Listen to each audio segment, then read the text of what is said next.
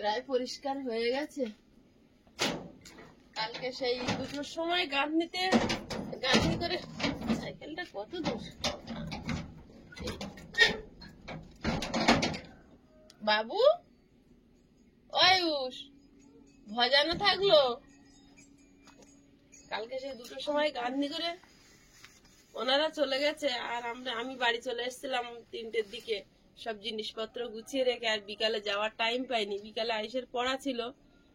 এসে চান করে খেতে খেতেই 4টে বেজে গেছে। তারপরে আয়ুষের পড়তে দিয়ে আসতে আসতে ঠিক এরকম হয়ে যায়। এখন যেমন আছে অন্ধকার অন্ধকার ভাব তেমন।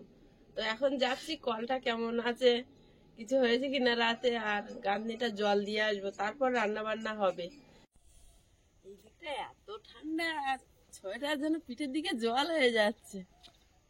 পুরো ফাঁকা জায়গা না, বাবা, কুয়াশা দেখো না, সাদা হয়ে আছে, মনে হচ্ছে আকাশ নেমে এসছে কানায়, নেমে এসেছে। ওই গ্রামের কানায়। এই বাড়িটা দেখে মনে হচ্ছে না কুয়াশা আছে, বাড়িটা ঢাকা পড়েছে।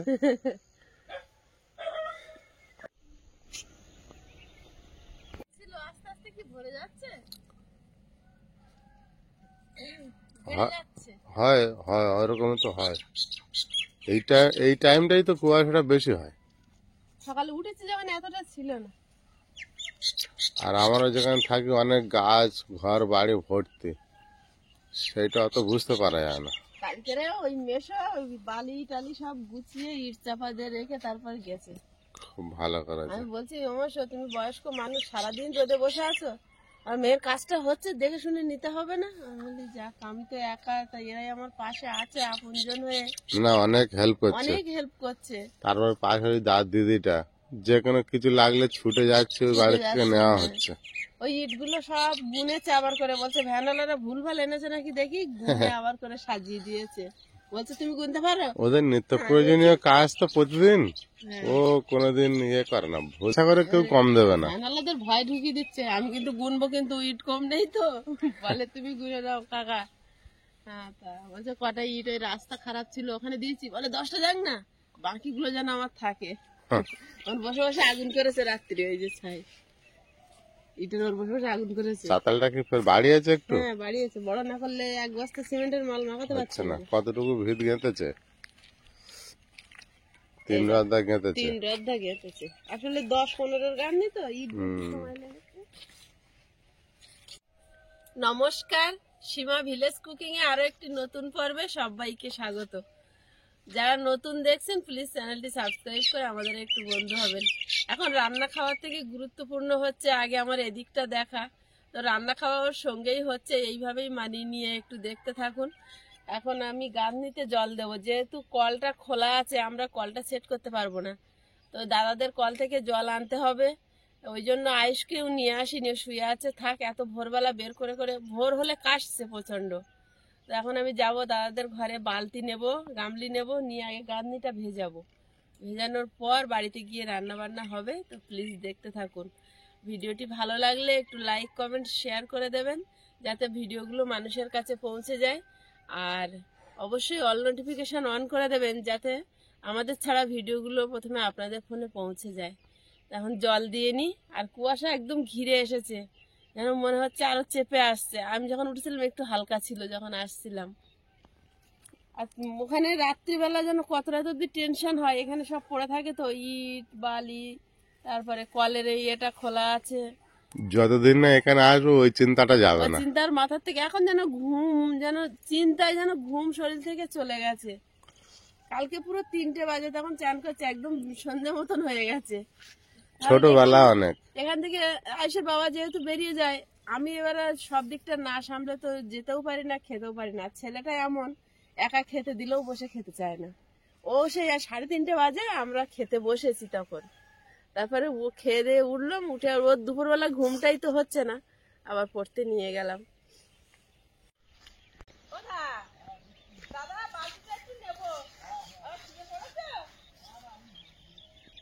আমরা ভাবছি দাদারা ঘুমোচ্ছে, আমি জল দিতে এসেছি, দেখি দাদা আমার জন্য জল পাম্প করে রেখেছে। বলে আমি পাম্প করে রেখেছি, ওখান থেকে কাটিয়ে নিয়ে যাও, তোমার পাম্প করতে হবে না।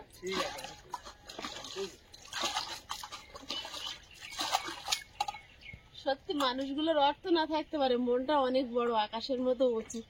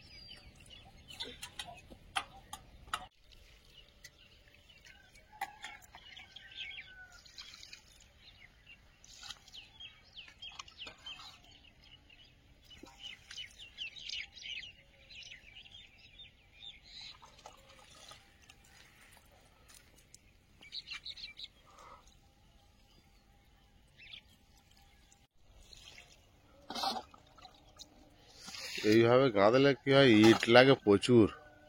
কিন্তু কিছু করার নেই, ভিড়টা তো ধরতেই হবে।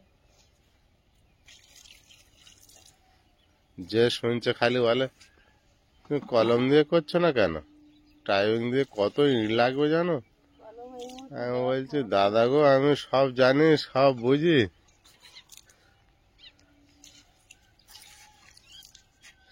কিছু করার নেই এখন। আমি খাটে জল দিয়ে দিই, নিয়ে আসো একটু, দাদা চান করছে, যাও। আমার হাত ব্যথা হয়ে গেছে। বড় বালতি তো, 20 লিটারের বালতি। ঠান্ডার সময় তো হ্যাঁ, আর ওর এই ধরার জায়গাটা উঁচু নিচু, ঢেউ খেলানো। এখন কিছুদিন এইভাবে আনতে হবে, তারপরে যখন এটা সেটিং হয়ে যাবে।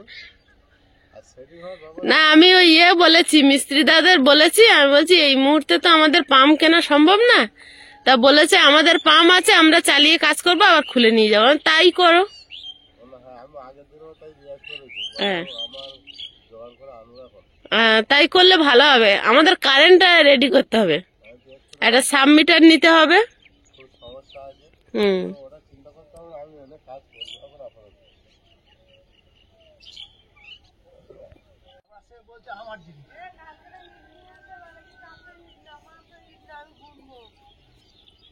বহুত দিন পরে ঘরে জল দিচ্ছি, নিজের ঘরে।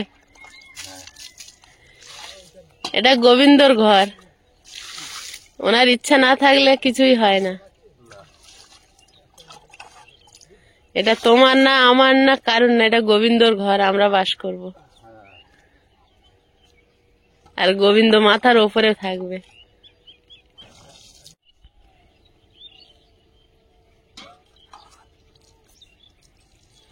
এই ধারের দেয়ালটা বাকি আছে কিন্তু, দক্ষিণের। একজন দিদি ভাই লিখেছে, সীমা আমি কিছু বুঝতে পারছি না, অন্য জায়গায় কল বসিয়েছো, অন্য জায়গায় আবার করেছো, মাটি ফেলেছো। আসলে কি জানেন তো, এই জায়গাটা লম্বা করে তো, এটা একটু মানে গুছিয়ে না ওঠা পর্যন্ত আপনারা কেউ বুঝে উঠতে পারছেন না। অনেকেই হয়তো বুঝতে পারছেন, সেইভাবে বুঝে বলতেও পারছি না, সময় পাচ্ছি না, খালি দৌড়াদৌড়ি হয়ে যাচ্ছে। হ্যাঁ, একটা ভিডিওতে বলবো আমরা গুছিয়ে। আর আমি তো বেরিয়ে যাচ্ছি, হ্যাঁ, একটু সময় না দিলে হয় না। বলে দেবো তার সাথে।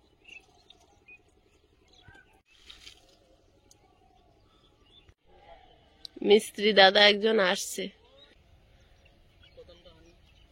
আমাদের কোদাল গণেশ দাদার ঘরে না, ওরা না উঠলো, আমাদের এখানে একটা কোদাল আছে, আপাতত নিয়ে হ্যাঁ।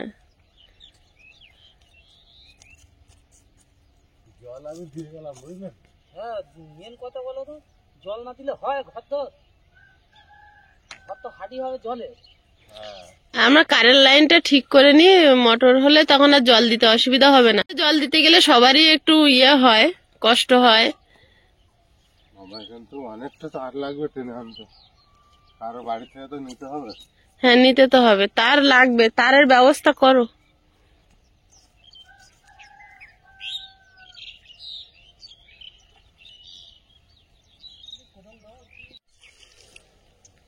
ঠান্ডার সময় তো বেশি জল টানছে না, কুয়াশা একটা পড়ে পড়ে শীতকালে একটু জল কম টানে। ভিজে আছে, আমি সেটা দেখে বুঝতে পারছি। এটা গরমের সময় যখন দেয়ালও উঁচু হয়ে যাবে গরমও পড়ে যাবে, তোমার সে বৈশাখ মাস পর্যন্ত তো ঘর বানতে বানতে টাকা জোগাড় করতে হবে। জল দিতে দিতে গরমের সময় খুব কষ্ট হয়, অনেক জল লাগে এইভাবে বয়ে আর দিতে। চোঁচো করে টেনে নেয় দেওয়ার সঙ্গে সঙ্গে। এটা দিচ্ছি জল নিচ্ছে না।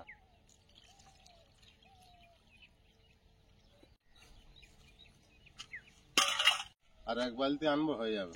গাঁথনির কানাগুলো যে ফাঁকা করে মানে মাটি কেটে গেঁথেছিল, এবারে গোড়াগুলো মাটি দিয়ে দিচ্ছে, এতে গাঁথনিটা মজবুত থাকে, তাই তো দাদা ভাই?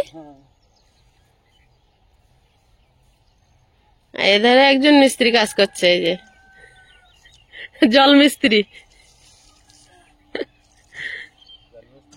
হ্যাঁ,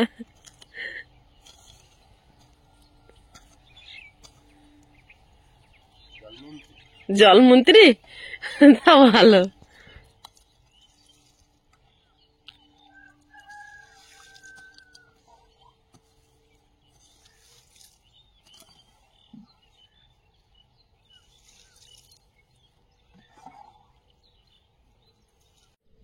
জল দেওয়া হয়ে গেছে আর দাদা ভাই কাজ করছে, তো করুক, আমরা এখন বাড়ির দিকে যাব। আমি রান্না বান্না করে আইসের বাবাকে খাইয়ে কলকাতায় পাঠিয়ে দিয়ে তারপরে আবার গুছিয়ে গেছি আসবো। উঠতে পারবো? চলো, সূর্য উঠে গেছে, 6:30 বেজে গেছে। ভালো ঠান্ডা এদিকটা, হ্যাঁ, এদিকটা আসলে মোটা মোটা ব্ল্যাঙ্কেট কিনতে হবে। কাশ্মীরে আছি মনে হয়। কাশ্মীরে আছি। আমাদের বাড়ির দিকটা মানে গায়ে গায়ে ঘর বাড়ি, লোকজন, গাছপালা, তো এতটা ঠান্ডা নেই। এই ফাঁকা জায়গাতে আসবে না। আমাদের ঘর বাড়ি দেখে দেখবে আরো ঘর বাড়ি হবে। হ্যাঁ, একটা হতেও পারে। দুটো হলে তাও তো বলবে ভালো এই তো হবে। একজন বানাচ্ছে, তাহলে আমারটা বানাই। হ্যাঁ, না কালকে দুপুরবেলা ওই কর্নার দিকে 2-3 জন লোক খুব মাপামাপি করছিল, ঘর করবে না জায়গা বিক্রি হচ্ছে জানি না। তাই হ্যাঁ, হতে পারে। অ্যাকচুয়ালি ওইসব সব বস্তা নিয়ে ওই মেশো সব গুছিয়ে দিয়েছিল। আর একটা কল বাঁধা একটা, ওইটা খুলে নিন, আর নাহলে ওই খোয়া ঢেলে ওই বস্তা নিয়ে নিন, খোয়াটা ওখানে ঢেলে দিন। এই যে তোমার পিছনে যেসব জায়গা, ওই আমাদের পেছনে ওই যেসব জায়গাগুলো আছে সব বিক্রি হবে। অনেকেই জায়গা কিনবেন বলে বলছেন, লিখছেন। তো আমাদের ঘর বাড়ি হয়ে যাক, একটু থাকার জায়গা হোক, আমাদের বাড়ির পরিস্থিতি তো দেখেছেন। তো এখানে ঘর বাড়ি হয়ে যাক, তারপরে আপনারা আসবেন, দেখবেন পরিবেশ ভালো লাগলে জায়গা পাশাপাশি আছে নেবেন। কিন্তু এই মুহূর্তে আমরা কিছু সব- করে উঠতে পারছি না। ও সব বিক্রি হবে। হ্যাঁ, এদের জায়গাগুলো সব পড়ে আছে, এখনো বিক্রি হয়নি, হবে, চাষিরা ছাড়বে আস্তে আস্তে। কেন আগের দিনে বলছিল না ওই জায়গাটা বিক্রি হবে? হ্যাঁ, ওই যে কাকিমা দুধ ওখানে বিক্রি করতে 4 যাচ্ছে, বিঘা জায়গা, হ্যাঁ ওনাদের জায়গা। মানে 4 কুড়ি 80 কাটা। এদিকে এদিকে এলেই জোড়াশালি দেখা যায় সকালে। এরা দুজন এইখানেই প্রতিদিন আমি দেখি। এরা কি খায় খুঁটে খুঁটে। না না, আমরা কিছু বলিনি, আমার কান প্রতি কিরম শুনছে দেখো। তোমরা খাও।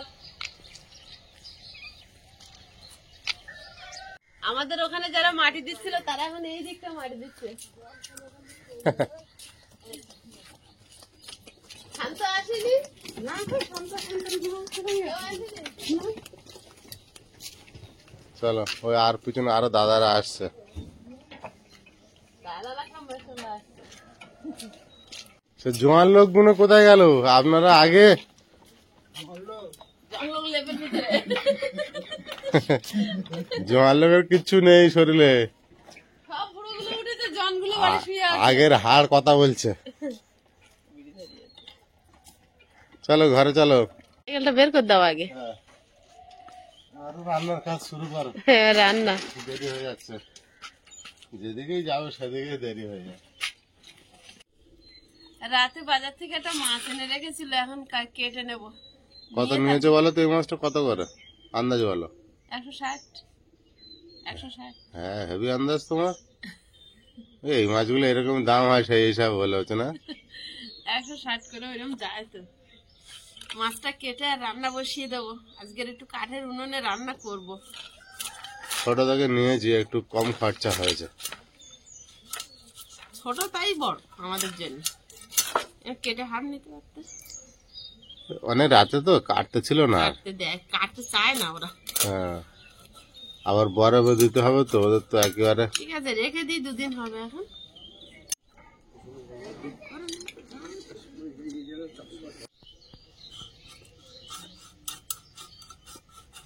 হাতটা তো মানে জল ঘেটে হয়ে গেছে, অষাঢ়। একটুতেই ব্যথা লাগে। এই ঠান্ডাটা কষ্ট হবে খুব, এই 3 মাস। কতদিন রাস্তায় মাছ কেটে কেটে চলে গেল। অনেকদিন আমার কাটা হয় না, কলতলায় বসছিলাম, কিন্তু কলতলার মেঝে খুব ঠান্ডা।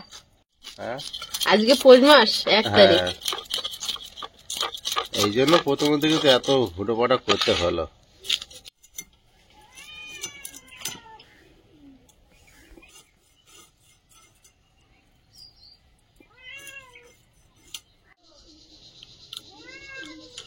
এও 1 পিস দে।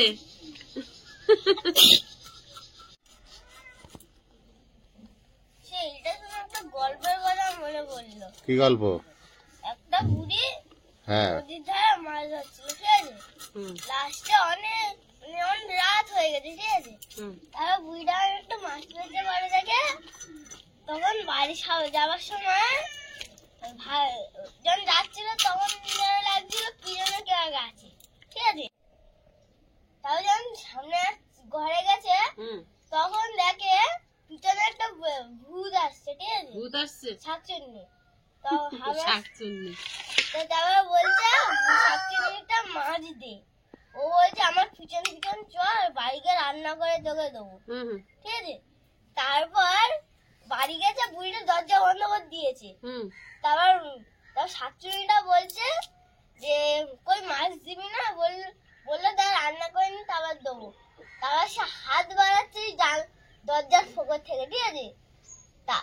তা বুড়িটা কি করেছে, খুন্তি গরম করে উনুনে হাতে সাপাট করে দিয়েছে, আর হাত জানি ওখানে আর আসেনি। ভালো গল্প তো গো। বাবু একটা ভালো গল্প শোনালো সকালবেলা, কি শুনলি?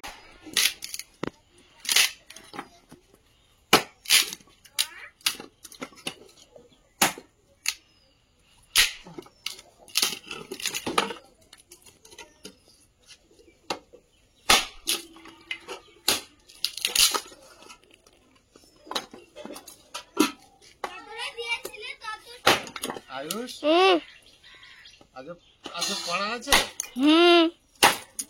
পড়তে যাবে? কর না এই জিজ্ঞাসা করছি।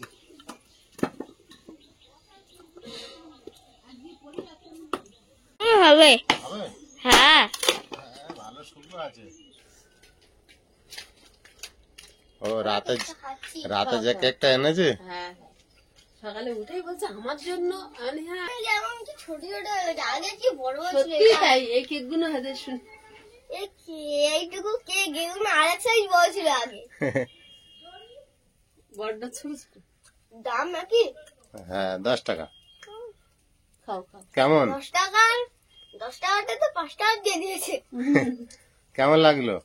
হ্যালো। খাও।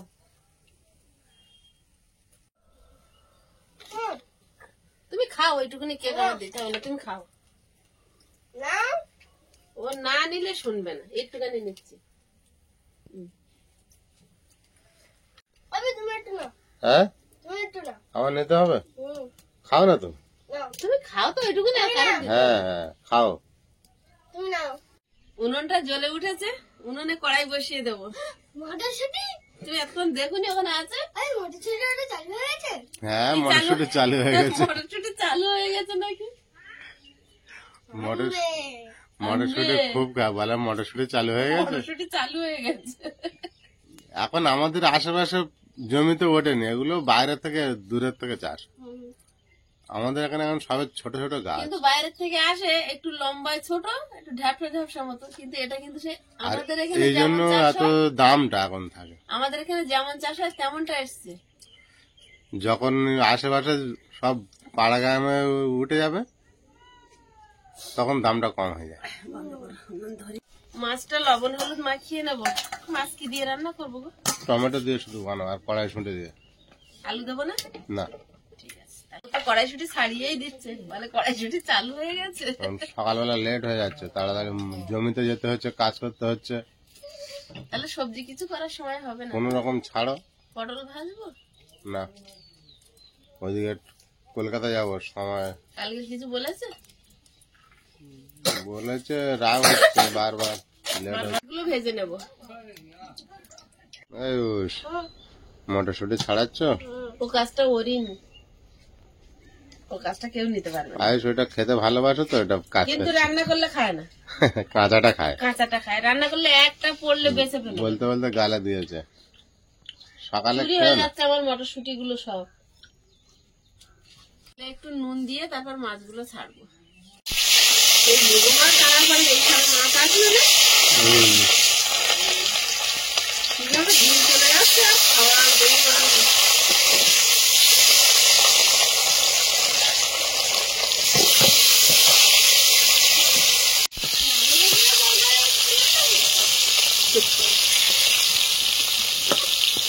তরকারিটা ঝোলে বসিয়ে দেবো, কড়াইতে তেল দিয়ে দিচ্ছি। কাঁচা লঙ্কা, টমেটো, মতো লবণ, হলুদ গুঁড়ো, লঙ্কা গুঁড়ো, গুঁড়ো গুঁড়ো,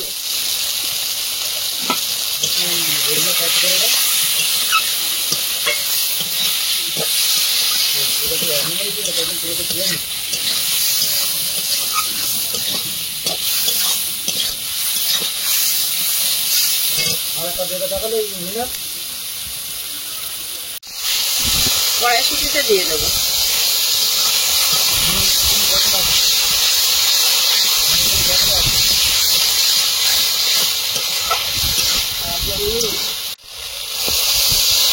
জল দিয়ে দেবো। ঝোলটা ফুটছে, এখন মাছগুলো দিয়ে দেবো।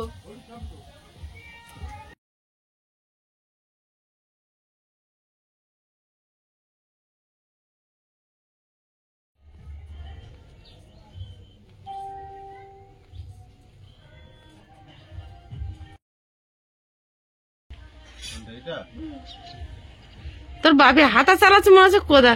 তোর বাপি কড়াইশুটি বেছে নেবে আজকে। যত সব আমার লঙ্কা ভরে দিয়ে তুই বুঝতে পারছ? হ্যাঁ, কড়াইশুটি আমার হেভি প্রিয়। আরে অনেক সবজি ছিল, একটু তরকারি করতে পারলে। আমার হেভি কম।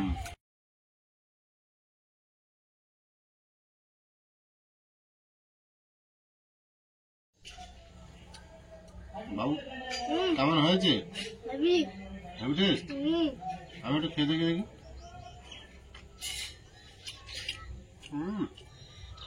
টমেটোর টকটা হেভি হয়েছে। এবার তো টমেটো উঠছে, দেশি টমেটো উঠছে না? স্টোরের মাল শেষ।